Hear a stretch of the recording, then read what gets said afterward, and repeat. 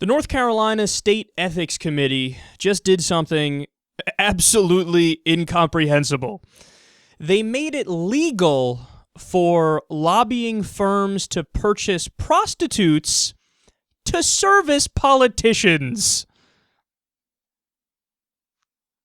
God, American politics is insane.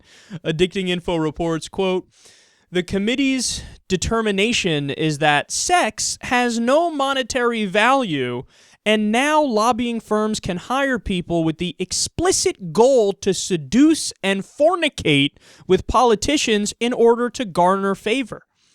And they also add, they don't need to report it either, because they determine that sex has no monetary value. So therefore, a lobbying firm can buy a blowjob or buy some sex for a politician, and the politician, nobody needs to report it, no transparency whatsoever. You just get blown all day because lobbyists pay for it. And then, of course, you turn around and do favors for them, but hey, no problem here. No corrupt government here. Okay, I cannot think of a government more corrupt than that.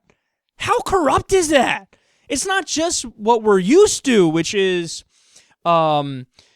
billionaires and multinational corporations giving money to super PACs and to the political parties and to individual candidates and expecting tax breaks in return or giant corporate welfare checks, subsidies in return. This isn't even that. We've now graduated another level.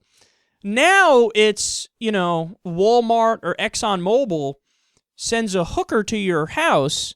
Or let's stop kidding ourselves. All these people are married, not to their house. They meet at a sleazy motel. They pay for you to bust a nut, for you to blow a load, and then you do favors for them in return, and everybody's supposed to be like, oh, this is how government works. I get blown, you pay for it, and then I'll do favors for you with the tax dollars of the American people. Our government is now just a flat-out joke. Like, I remember I was watching a PBS documentary on Vladimir Putin and what happened to Russia under him. And they made it very clear that, look, it's just an oligarchy. Russia is a pure, straightforward, textbook oligarchy. And they gave some statistics to back it up. They gave some facts to back it up. They said, I forget the numbers now, but some crazy tiny portion of the population has over 50% of the wealth. And then I remembered when I heard their facts, I'm like, wait, if I'm not mistaken, America's in the same ballpark. So I look it up for America. We're actually worse. Isn't that amazing? Like, we look at Russia and we laugh at the fact that they have 20 dudes that own more than 50% of the economy. Meanwhile, look at the numbers for here. What is it? Just the Walton family. So 4 of them or 6 of them, whatever the fuck it is, they have equal to about 50% of what the country has. And we're going to wag our finger at them like, oh, you guys are really fucked up with your political systems. I mean, we used to mock in the Soviet Union the rate of politicians that would stay in power. It was well over 90%. And we're like, yeah, real democracy, over 90% re-election rate. That doesn't happen in a real democracy. What are we now? We're about the same. And, of course, that's directly related to the fact that you have corporations and rich people funding the candidates that they want to win, and then those candidates get more media time, get more ad buys, get their name out there more, and they end up winning as a result of that. So whether you're talking about Russia or you're talking about America, they're both oligarchies. They're both governments that are of, by, and for the rich.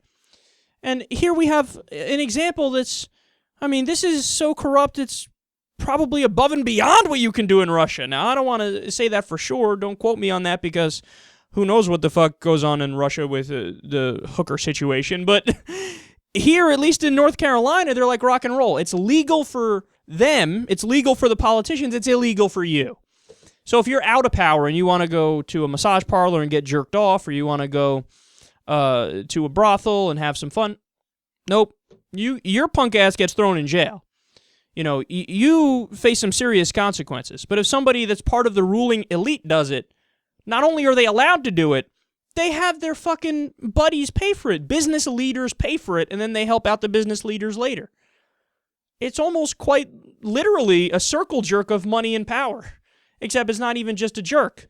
It's a circle fuck of money and power.